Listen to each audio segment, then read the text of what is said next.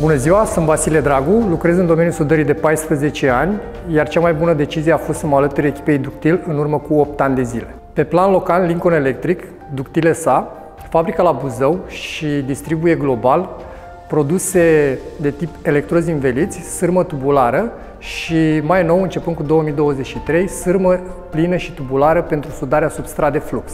Am început această călătorie în 2015, alăturându-mă echipei de asistență tehnică din cadrul departamentului comercial. Astfel, mi s-a oferit oportunitatea de a lua contact direct cu clienții, înțelegându-le nevoia de soluții tehnice complete de sudare și tăiere.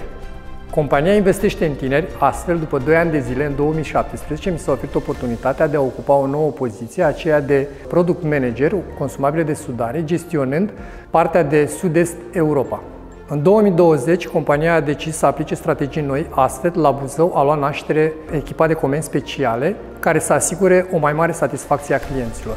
Cu entuziasm am acceptat să fac parte din această nouă echipă, Serviciu Comenzi Speciale, din cadrul Departamentului Asigurarea Calității. În prezent ocup funcția de Project Coordonator în cadrul Departamentului Business Unit Stick and Flux for Wire. Consider că actualul loc de muncă mi oferă o dinamică și un context potrivit pentru a-mi îmbunătăți abilitățile constant și a deveni cea mai bună variantă a mea.